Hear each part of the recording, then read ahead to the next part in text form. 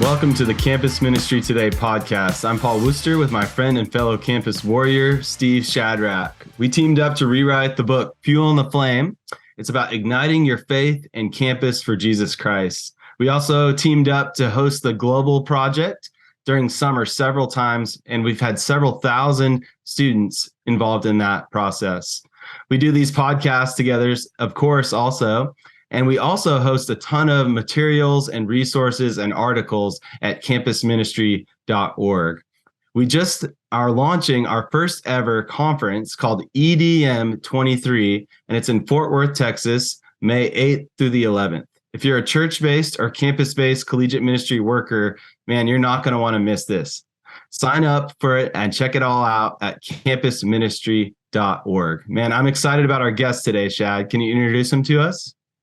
Bro, I'd love to. Jason Kuhlman, an old friend of mine. He's really a gifted campus minister and leader and public speaker. He spent 15 years starting and leading ministries at different universities, always focused on evangelism and discipling and multiplication. After graduating from University of Oklahoma in Norman, he went on staff with Student Mobilization, or STUMO, and then went to University of Central Oklahoma, but then went on to Austin and to launch and direct a movement really that was created there at University of Texas and saw hundreds of students come to Christ over about a 10-year period.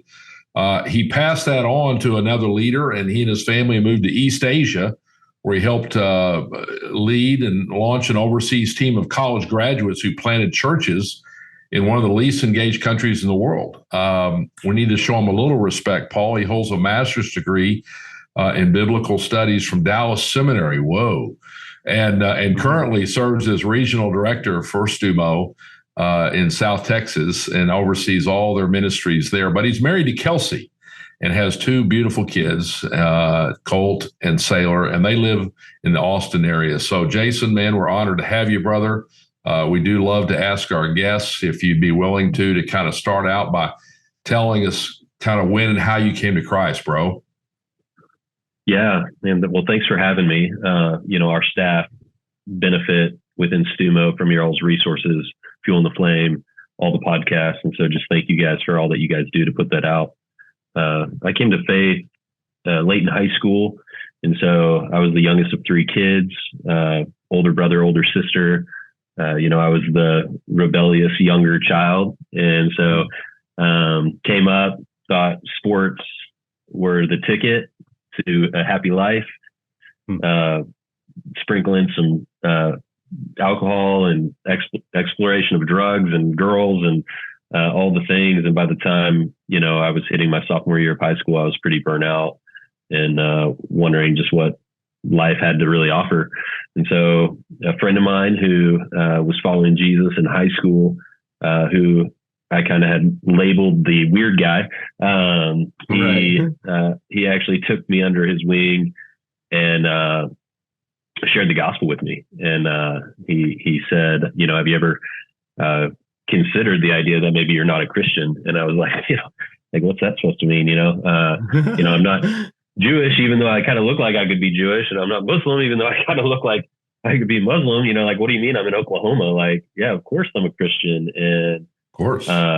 From there, it really took me on, some exploration, and he exposed me to the church where I actually came to faith at an event through that church. And so it was life-changing for me. And so that was my second semester of my sophomore year of high school. That's great. I love that. Even that boldness of your friend to kind of kind of get that. That's almost an awkward question, but it worked on you. And yeah, I think that can be a helpful, find a way to kind of help them explore where they stand before God. That's really good. Thanks for sharing that, Jason. And we want to take it back to your college days and hear what God did during your time in college and who poured into your life, and describe the training and discipling that you got while you were in college. Yeah, and so I originally went to Air Force Academy Prep School in Colorado Springs to play football and soccer there, and I ended up transferring, halfway through my freshman year to attend the University of Oklahoma. And, I'd come to faith in high school and I'd grown some, but man, really, was looking for a mentor and somebody to really disciple me. I was just so young in my faith. And, my brother was in a fraternity at the University of Oklahoma. Shout out to the Lambda guys. And, he actually said, "Hey man, if you want to go through Rush, you could move straight into our fraternity house." Which you think would be like, that's like nice of your brother. He's like going to bat for you. But little did I know, being a live-in pledge is not the ideal circumstance for anyone. And but in that time, STUMO was just getting going at the University of Oklahoma, and a guy named Brian Smith stepped onto that campus, knocked on our door, asked if any guys were interested in a Bible study. And I was interested in a Bible study. I'd actually been trying to lead some Bible studies. It was basically me and me. No one was coming. And so I lacked the experience of how to really influence men towards the faith. And so Brian took me under his wing and really just started meeting with me, rhythmically and really helping me grow in just the areas of the wheel. And so just making sure Christ was the center of my life, and the word, prayer, fellowship, witnessing, and just helping me understand what it looked like to be obedient in those areas. My impression, Jason, is you could have done a lot of things after college. You could have been very successful in a number of realms, but you decided to go into full-time ministry, full-time campus ministry. Why did you do that? Why did you decide to go into full-time ministry?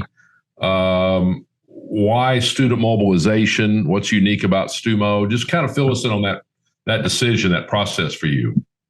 Yeah. Well, thanks for saying that. That's kind.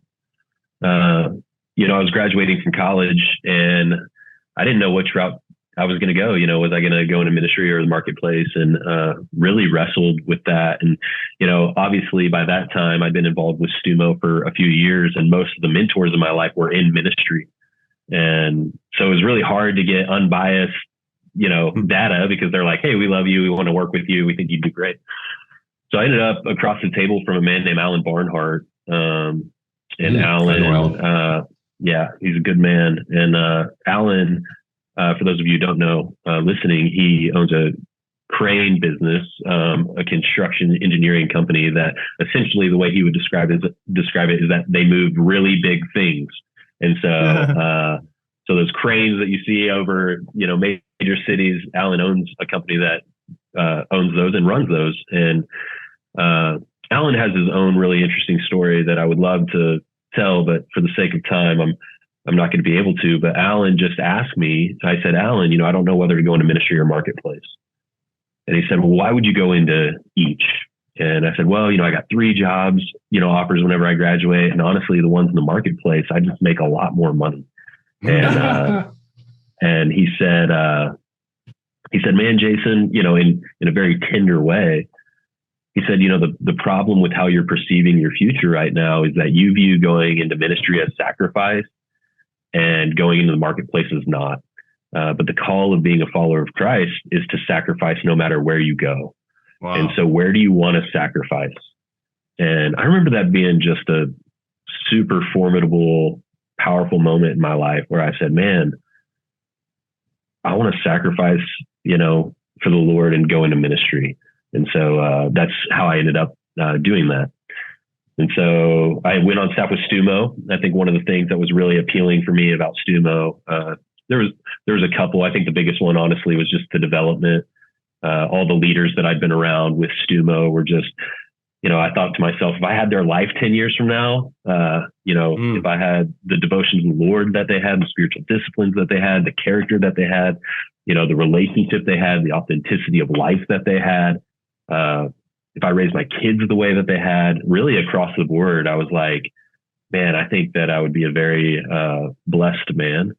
And so it just got me thinking, is that just by chance? Did STUMO just happen to hire everybody that way? Or was there a developmental piece for these men over the course of their life that they got? So I went on staff for the development, but I've stayed for the vision.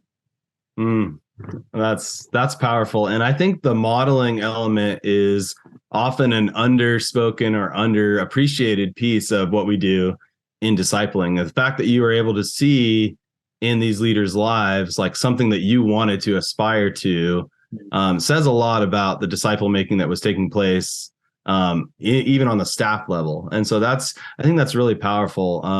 Even kind of like just keeping focus on the fundamentals of making sure these guys, all the staff, are really walking with God and leading their families well and spiritually healthy, financially healthy, all those things. Too often in collegiate ministry, we just focus so much on the campus ministry itself that we have these kind of staff that are running ragged.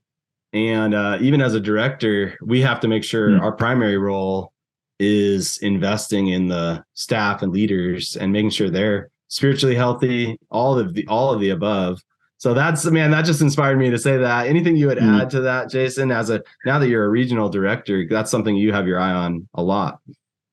Yeah. And, I think, there's the times that we live in kind of cater towards just to a degree, the unhealth of people's lives. And so, I think 1 Peter 5, is really where we try and press in of just, hey, are we shepherding our staff or are we lording over them? And I think for us as leaders, we have to shepherd, and that means at expense to ourselves, and not just expect them to do what we tell them to do, but really come alongside them and help them accomplish what they really want to accomplish with their life.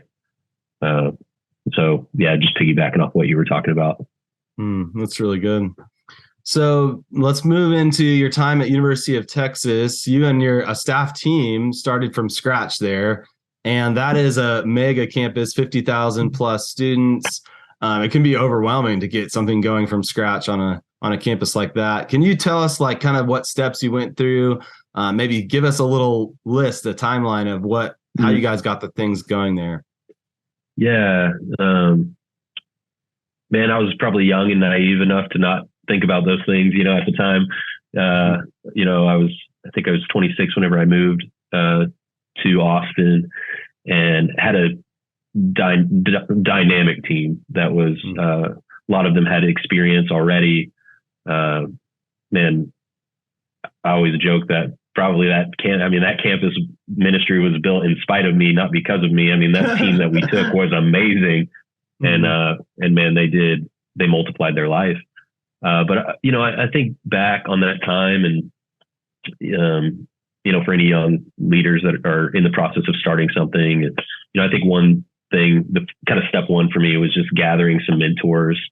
And so it's easy to think, oh man, nobody's really done this, right? Nobody's ever stepped onto a college campus and built a multiplying ministry. But man, there's so many people that have done that, and they're just wealth of knowledge. And so I spent a lot of time on the phone with Shad, obviously my boss, Brian Smith, Joel Johnson, Brandon Reed, Sean Bollendorf, all these men who had done it, and just ask them, man, how would you start? Like what would you do first? And I think through that, it really gave me some perspective of, hey, we're not trying to build something that's going to peak in 2 years. We're trying to build something that's going to peak in 10 years. Wow. And that's a different way of going into something. And so from there, kind of step two was after we gathered kind of those mentors, we stepped on the campus and we started exploring. And so, man, we didn't just come in kind of guns blazing. We took some time to really understand the culture and the dynamics, and which in some ways kind of felt like a waste of time for a little bit. Right. But I think it really helped us on the back end, to make sure that as we crafted our ministry and our evangelism content and the way that we were going to structure our ministry, that it did so in a way that was relevant to the student in Austin and the culture that was here. And so step three for us was just finding ways to engage the students. And so, man, you eventually rubber's got to meet the road. You got to go meet them. And we always joked about, man, it was like 110 degrees. And we're like, how do we meet these students, And we're like, man, we got an idea, and it was so like, so what's the word I'm looking for? Innovative at the time. It was like, oh, what if we got a snow cone machine? What if we went and bought a snow cone machine and just sat outside, on West Campus where all these Greek students were going and non-Greek students. And we just stopped them and said, hey, would you like a free snow cone? And then engaged them in conversation. And so that's what we did. And we met fraternity presidents and who said, hey, why are you guys doing this? And hey, we're here with the college ministry. We'd love the opportunity to be able to come in. We started collecting, information from students and so of their interest, their spiritual interest. And then kind of step 3 was, hey, what is our Bible study systems going to look like? And so our Bible study systems were important. We started funneling those people into Bible study systems, mainly our investigative studies, which is just Bible studies for the lost, right. And helping people explore Christ. And then from there, the step was, hey, we got to get them across the table, right? And so building out an evangelism strategy of, hey, how do we help these students who are exploring Christ in a group kind of have a one-on-one customized experience based on their faith background. And so that was kind of the next step for us. I love that. Could you tell us some of the little bit of the story, any highlights or even difficulties, that highs and lows of those early years that come to mind as you kind of think back on that? Oh man, so many of both. So I remember our first student that came to Christ, and I remember us coming together as a staff team and saying, oh my gosh, like, I can't believe it. We all uprooted our lives from Oklahoma and moved down here. We didn't know if God was going to do anything. The student just came to Christ and just doing that. I remember that being huge. I remember, the first Bible studies that we hosted in all these different Greek chapters, and just, some were successful and some were huge flop, and us just celebrating. This is the thing, though, is when something's new, there's no expectation. And so the only thing that we were celebrating, but whenever no one showed up, we were just like, oh, it's okay. You can just keep going. And then, I remember our first student that moved into the dorms to represent Christ there was a massive culture shift for our movement of students being willing to say, hey, I'm not going to do the culturally normal thing, which is move off campus and just, have my close group of friends for my junior and senior year. I'm going to actually go back to where I was as a freshman and engage that class with huge. Our first student to share the gospel was a huge milestone. We're talking a lot about the positives. There was a lot of negatives too. I remember the first, in the exploratory phase, we were trying to get from one end of campus to the other. And, we were going to dorms and stuff like that. And we didn't really know how UT was a massive creek that just runs through campus. And we didn't know that. And there's like 2 bridges to like cross this creek, and it's like, we were just lost trying to find a bridge. And so eventually we're just like, okay, we're going to go down in the creek and we're going to walk out the other side. And, we're walking out and we got mud on us and we're like, what are we doing with our lives? Like, like we're just lost on a college campus. And, but I remember that being both a low and a funny memory looking back. Yes, I remember also, Jason, being on the phone with you at different times, bro. One particular memory I have is you were wanting to set up a summer training project on the SMU campus where the early Kaleos, the STUMO summer project, took place in the 90s, and you were moving back into some of the same fraternity houses that we had used back in the 90s. You were going to try to bring students from Austin to Dallas, and they seemed like they were so focused on getting highfalutin internships with, banks and finance companies and things instead of really getting Christian training. So I was trying to help line up some jobs. They didn't want to waste their summer by going to Florida or something for a summer project. That was kind of humorous, but they are unique students there at University of Texas. Not only is it a huge campus, huge state campus, they say, Paul, that you see somebody every 3 days as you're walking across campus. I don't think I could hardly go to a campus like that. But now I think it's also only the top 7% academically in the state of Texas actually get into the school. So it's very unique. And plus, it's a huge social club. It's a huge party school. The combination of all those things, Jason, it kind of dominates everything, on that campus. And so to step into that culture It could be very overwhelming, very intimidating. But describe what the students are like on that campus, if you would, for us. Man, that's a great question, Shad. I think I remember our staff team, after being on campus for 1 year, we sat down with one another, and we learned from Purpose Driven Church that Rick Warren, whenever he launched his church, Saddleback, that they identified what the man and the woman that they were going after, what were their hobbies, what did they enjoy, what were their spiritual obstacles. And so we created Longhorn Lucy and Hook'em Harry. And we just sat down. That's good. And we said, hey, what do these students value? What do they love? What do they see as their future? What are their hopes? What are their spiritual backgrounds? How does that create true obstacles to the gospel? And I think it really gave us more flavor, to how to witness to these students and really understand where they were coming from. And so, I'd say, all those things are true. They grew up in Texas, the Bible Belt, and most of them have experiences with faith where they're favorable towards God, but not really transformed by him. And so us knowing that has been really helpful. They're very driven, very socially connected, but also very insecure. They know what their friends are doing and what opportunities their friends have as far as internships and trips that they go on and who's spending time with who. And probably, social media has a lot to do with that, but it just it's a very, hey, we're friends. I just want to be the friend that is a little ahead of you.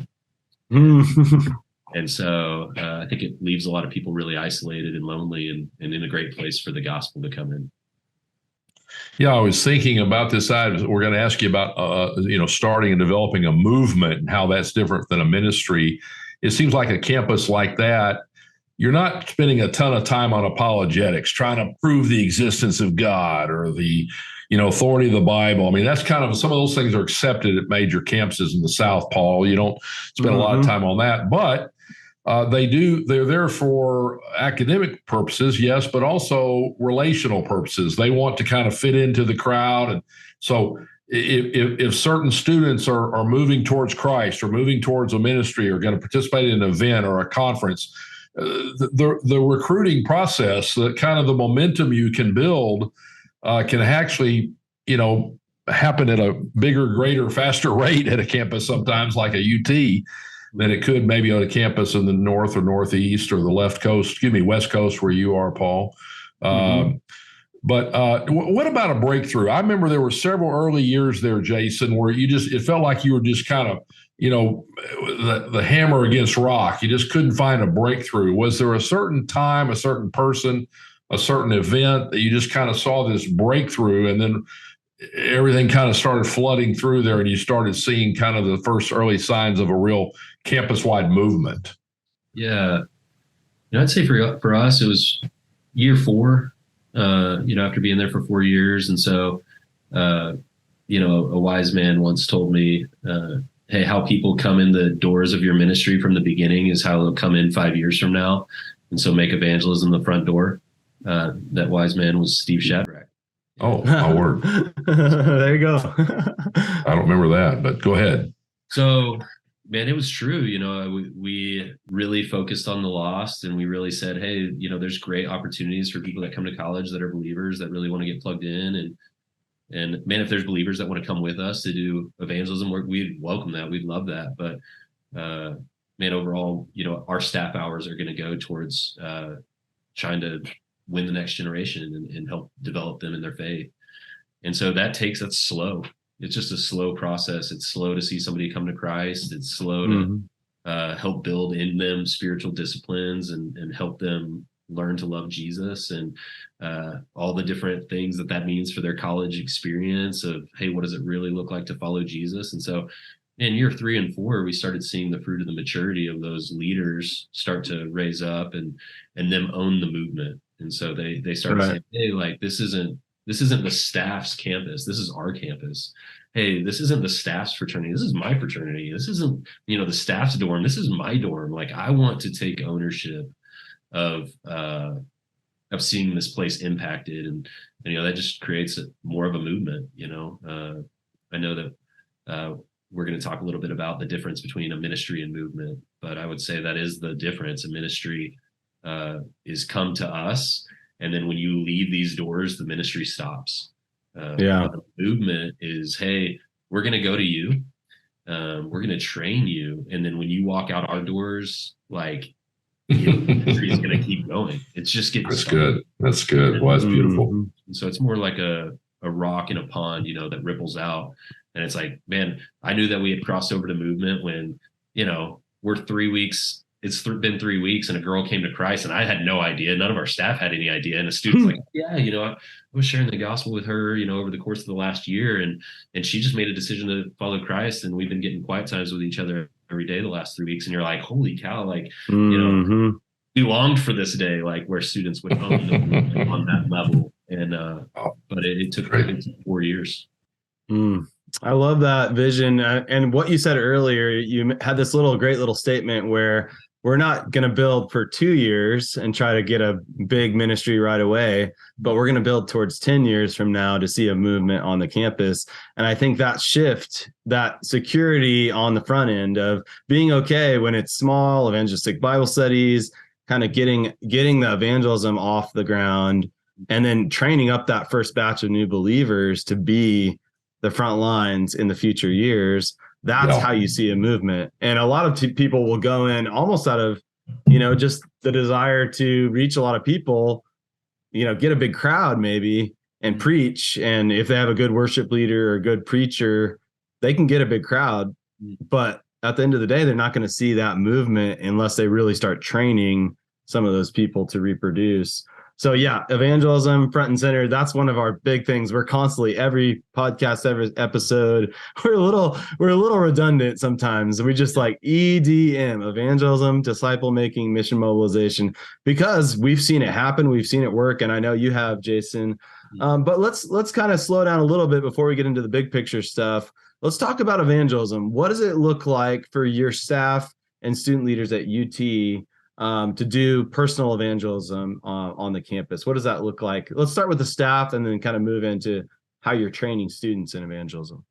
Yeah. I don't know that we do anything super innovative. I think, we do have processes and plans that our staff work that we train our students in. And generally, we have to do something to get the contact information of a student. There has to be some kind of relationship that can be cultivated. And so, we'll do giveaways on campus, and just on there, it's, hey, are you interested in growing spiritually in college? On a scale of 1 to 10, or yes or no, maybe. And from there, we'll take those, that information. But generally, the goal is always to get across the table from somebody on a one-on-one level. From there, we ask them their spiritual background and share our spiritual background. And so kind of a college testimony. Get to know them, try and learn things about their life. I think it's an interesting time to just also hear people's pain. Like if you slow down long enough in conversation with someone, it's easy to see people's pain come out really quick. And so, I joined a fraternity, but man, pledgeship is crushing me. Hey, it's been okay, but I have a girlfriend that we broke up right before we left for college, or she's at another school, and hey, I don't get to see my family. I miss home. And it's like, man, internally, college students, they need outlets to be able to talk about safe things. And so we try and make notes of those things and better understand those, because I think those can come back into the evangelism process later on. But the first meeting is usually just kind of a spiritual touch of just, hey, we fly our flag. We say that we're interested in helping them grow spiritually. We told them what that looked like for us. Part of that was just learning more about the Bible. I always tell college students I didn't grow up reading the Bible, and so I didn't know anything that was in it. It was a glorified, stand for my lamp for my college years. So having the next meeting be, hey, we're just going to read a spiritual story that relates to you in college. And we always do the rich young ruler, and or generally we'll do like the rich young ruler. And, the conclusion of that is just, hey, what do you think that it takes to get to God? As you think about college. And then from there, we'll move into maybe like the three circles for some of you guys that are familiar with that, just a diagram to show like the brokenness of the world and the need for Jesus, or Romans 6:23 illustration. And then from there, we will say, hey, if this is what the theme of the Bible is, we'd love to look at this with you over a series of time. And so we give them like a 30-day challenge where it's just the gospel over and over and over again. It's verses like John 3:16, Ephesians 2:8-9. It's these verses that reiterate the gospel, and then over time, we're just asking them, hey, is that a decision that you'd want to make? Is to follow Jesus? And so I don't really use the term Christian really ever in my evangelism, and our staff really tries to stay from that because it carries very everybody in Texas is a Christian.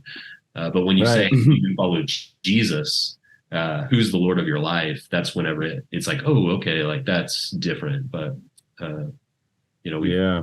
we know that the word Christian wasn't used until late in the book of Acts. And so it's like, disciple being somebody that imitates Christ, a follower of Jesus, a follower of the way is how they're described. And so we try and use that language. But overall, in our evangelism strategy, what I tell our staff is, the average person, it takes 7 times for them to hear the gospel. This might even be an old stat, but 7 times for somebody to hear the gospel to follow Christ. And so, man, I want to get them to 7 times. So I need a process that gets them to explore the gospel 7 times, not one time where it's like, hey, we come in and we come super strong and it might be clear, but man, they walk away and they're like, dude, I didn't fully understand that, or I don't want that. And so we're trying to help college students get to that 7th time. I like that approach of just having an ongoing conversation, keeping the lines of communication open, and you don't put so much pressure just on one conversation. So it's a series of conversations that you're having, and that leads nicely when they do make a decision to follow Christ to following up with them, discipling them. And so, that seems like you just kind of keep doing the same thing, but now they've crossed the line of faith. So let's talk about discipling. You got follow up, and then you also have your training leaders, discipling. So how do you decide who to disciple as a ministry director or staff member? And how does a staff or student leader disciple another student? How do you equip them to do that? It's a great question. I think kind of the litmus test that we use is just being a faith leader, faithful, available. Are they faithful? Do they come to your meetings? Are they available? Do they make time for your meetings? Do they take initiative to ask questions or take what you've taught them and teach somebody else? Are they teachable? Or do they feel like they have life kind of all the way figured out? And, do they have a heart for God?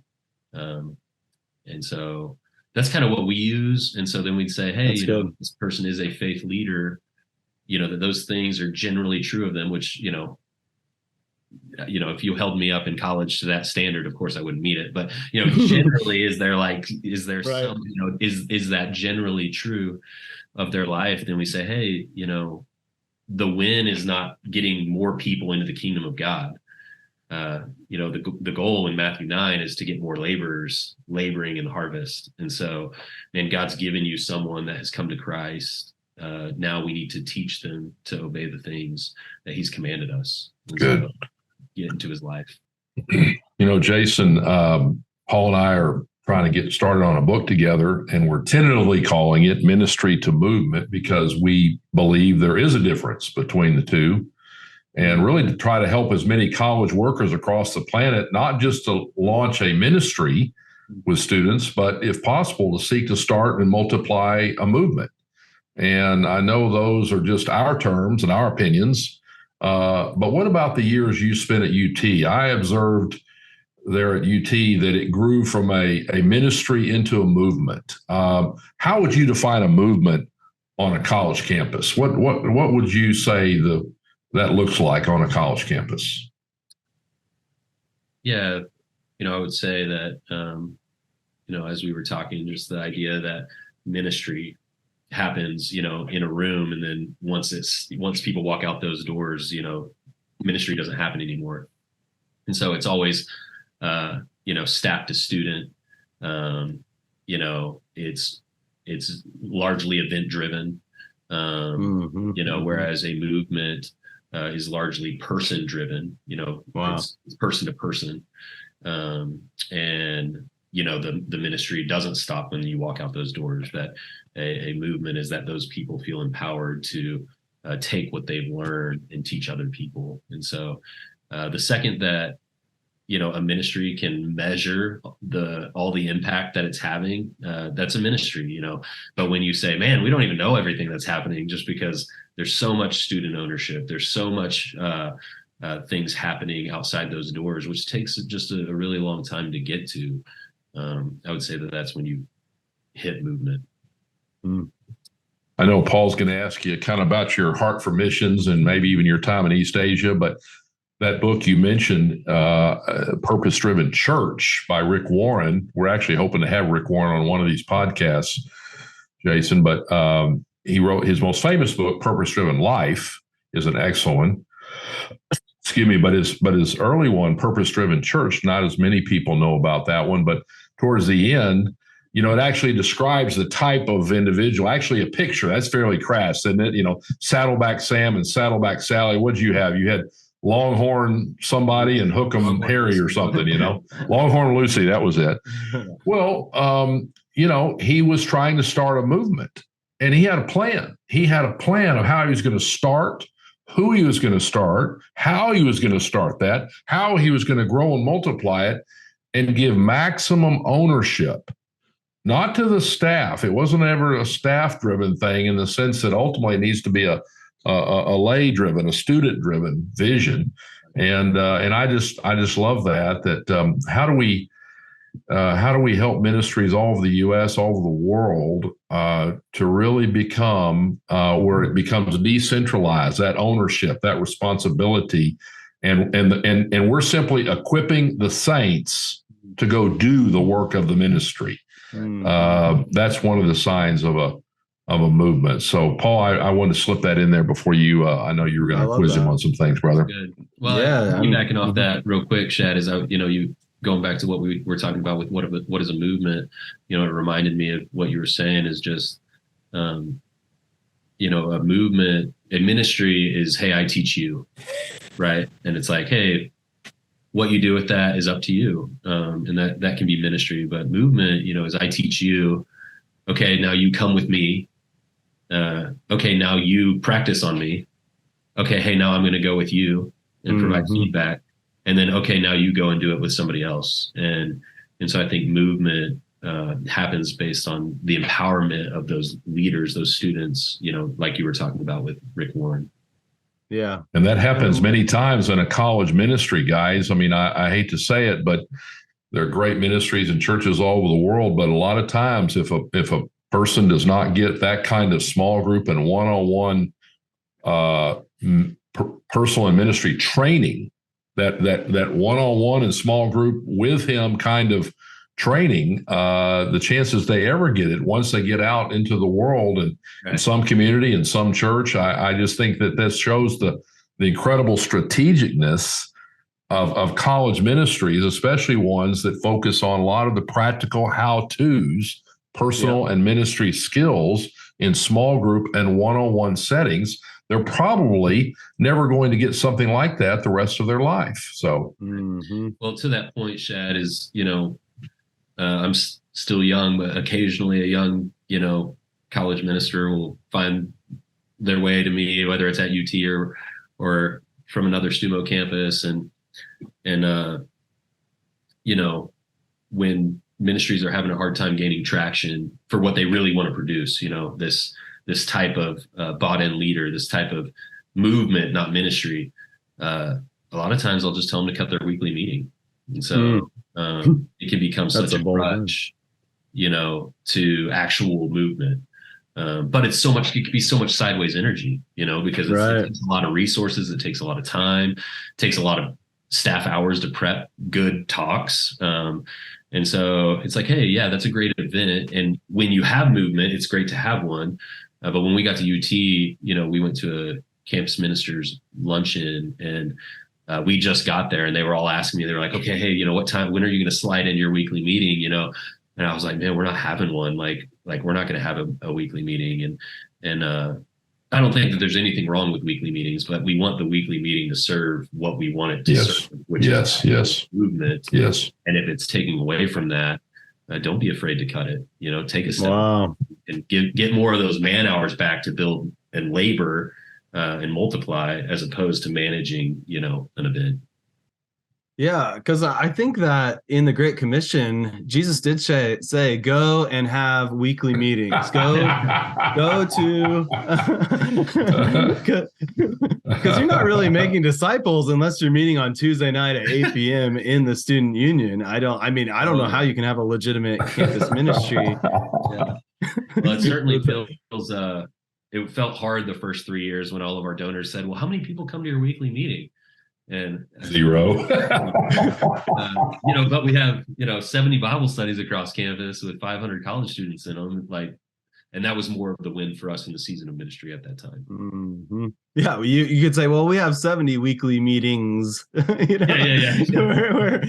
we have 5 to 10 people meeting in them. That's at the end of the day, that's powerful, that multiplication. And what you're doing is unleash. There's no way, you didn't have 70 staff at the time, so there was no way you could have led all those. And so forcing the students to step up and lead those things can be really powerful. And that's one of the things we love about campus ministry and collegiate ministry, is that there's this idea of get this student, the turnaround time, the speed of a turnaround time for a student coming to Christ, getting discipled. And then they're leading their peers, they're discipling their peers, they're leading groups. Man, that actually helps us discern where the next generation of leaders are, because the ones that'll step into those opportunities, those are the ones that maybe you could take under your wing and give more deeper training, leadership training to. So I think college campus is, we say this all the time, but it is the best place to not only do evangelism and discipling, but to raise up leaders and to multiply movement, because these students, some of them, a lot of them, are going to be the future leaders, and they're ready to run. So if especially if you're focusing on the right places. That's a lot there, Jason. Anything you'd add to what we just said?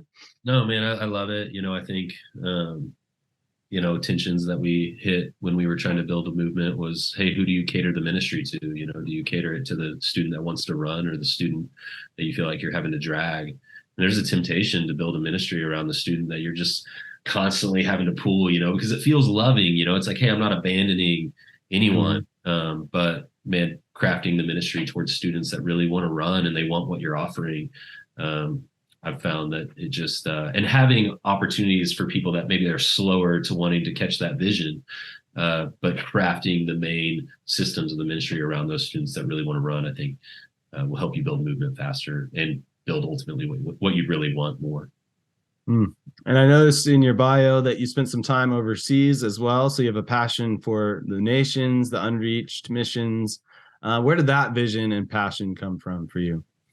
Yeah, all the way back to college, I read Let the Nations Be Glad, and was super impacted by that book. It led me into perspectives. I took perspectives and loved that time in college and just gaining a heart for the world. And we have some overseas teams within STUMO. And so being able to go kind of on summer teams and lead summer teams with our students that are exploring, maybe going overseas long-term after college, always exposed me to the world. Wow, that's great. So how have you sought to impact and mobilize students, mission mobilizations in the ministries that you're leading and been a part of? Oh, well, I think we try and keep it in front of them as a realistic option. The reality is that, of 100% of our students, probably, 80% are going to go to the marketplace, which is great. There's 12 tribes of Israel, 11 of them were in the marketplace. That's the way it should be. That's a good point. That's a great point.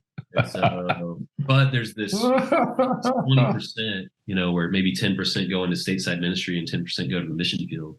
So we're always trying to champion that and keep that before them and challenging Mm-hmm. a couple of years, 2-3 years after they graduate to the Great Commission.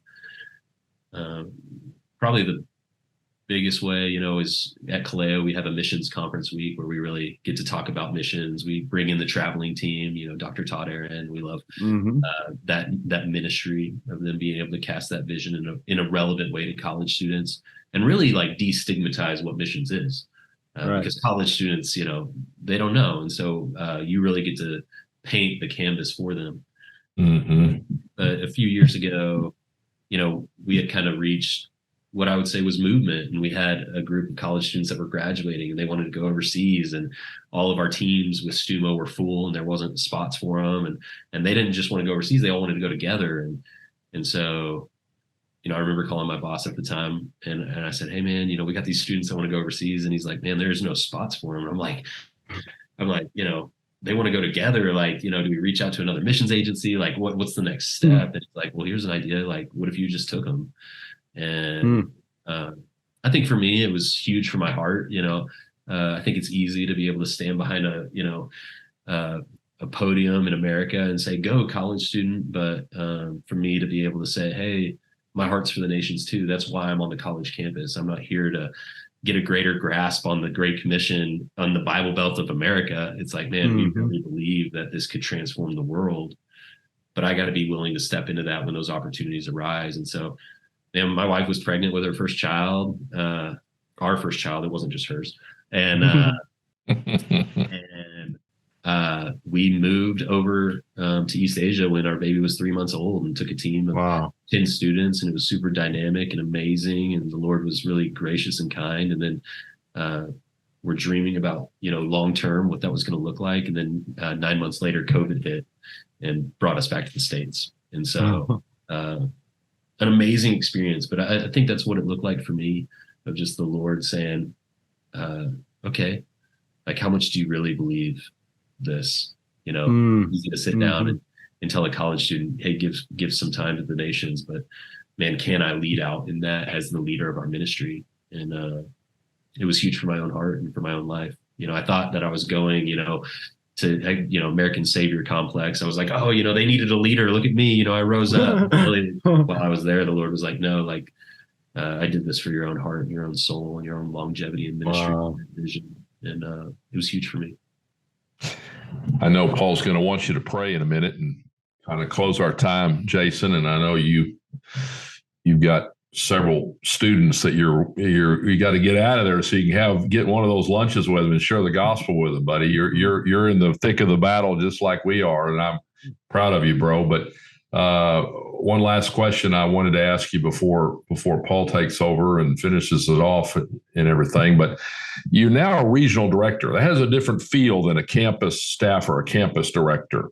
There are people that are watching or listening to this podcast in the U.S. and other countries that maybe they don't have that direct, full-time on-campus staff role.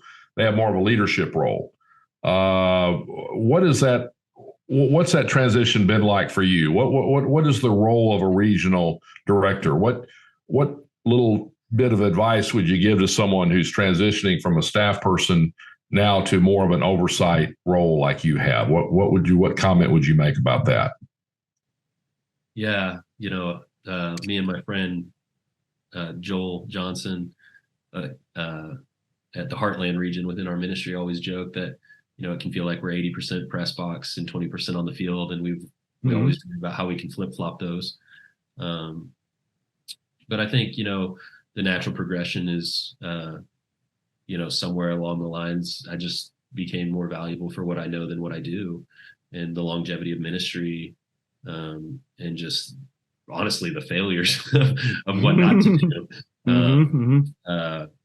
I was reading a story the other day, and I knew you were going to ask me this question, and I thought about that. There was a large piece of machinery, and a guy had brought out a ton of people to try and fix this piece of machinery, and nobody could fix it. And so he finally calls this old, veteran in the story. He was called the Graybeard, and he brings him out, And the guy picks up a hammer and he hits this machine one time and it fires right up. And a week later, the guy gets a bill and it's for $5,000. And he's distraught and he's very upset. And so he calls the guy and he said, "What do you mean you came in for 5 minutes? Like, a $5,000 bill, like that's astronomical." And he said, I need to see an itemized bill." And, Graybeard in the story sends him an itemized bill and it just said hammer, $5, knowing where to hit it, $4,995. So when I was to the regional director or the national directors or the people that just feel like, hey, I won in the game, is you've accrued knowledge over your experience that the next generation needs. And and so spend that time with those staff, develop them, pass on that experience. Man, honestly, I think University of Texas wouldn't be here without those people that I could have called on and asked them and got coaching from. And, obviously the Lord's grace, but that would have never happened. And so those people just are invaluable. And so you're invaluable in your job, even on the days where it feels like you're in knee deep of administration and things that aren't as life-giving. Your experience needs to be passed on in your organization. So good. And I think you take the same kind of approach as discipling students, like helping lead and disciple and mentor the other leaders. And so that's if hopefully you have those that are in those roles have some reps doing that with students. And then like leaders need leaders too. Directors need directors, pastors need pastors. And so it's such an opportunity to be a part of that. And then Shad's a great example of keeping his hand in the pot of just my little finger in the pie, finger in the pie. I didn't quite say that right, but you know what I mean, of doing personal ministry with college students themselves. And so trying to stay fresh, that keeps you fresh and keeps your vision going. So that's what we're going to be trying to champion at this EDM conference. I know you're going to be a part of it, leading a workshop and just bring in some of your team and things like that. Anything you want to say about the conference, why you're excited to come and be a part of it? Yeah, I think just in any profession, there's a regular gathering of just experts in your field. Like that's just commonplace, right? Everybody's always going to seminars and trainings and workshops, but in the college ministry world, there's never really been anything like that where you can come and you can learn from people who have done this 10, 15, 20, 25 years or more and just glean wisdom from them. And the strategies might not all align exactly perfectly, but that's not the point. The wisdom that you'll glean from that experience, I think, will really help shape all of our ministries in a really God-honoring way. And so, I'd encourage any of you guys listening to come. I can't wait to be there, and I know that I'm going to learn a lot. Awesome, Jason. I wish we had more time, but you got to go to those meetings. Would you close us in prayer, and then Shad will sign us off? Yeah, for sure. Father God, I just thank you for Paul and Steve, and I thank you for their ministry to the next generation. So I just pray, God, that you would just continue to use the labor of these men and the labors of all the people that are listening. I pray that you would encourage us through your word and keep us in the game, that we would be saints that persevere in life, and that we'd be the kernel of wheat that falls to the ground and dies. And God, we love you and we thank you just for what you've done in all of our own lives, God, that if we're listening to this, that you've radically changed the trajectory of our life, and we're grateful for it. Amen. Amen. The best people to have in the press box, Jason, are probably the ones who secretly would prefer to be down on the field. It's the best mission. The best mobilizers are the ones who would prefer to be overseas as a missionary. The worst mobilizers are ones that go, "No, I don't want to go, but you should." Yeah. Hey, really grateful for you, bro. This was fantastic. And so you that are listening or watching today, go to campusministry.org, learn more about the EDM conference and all the resources that we've got for you.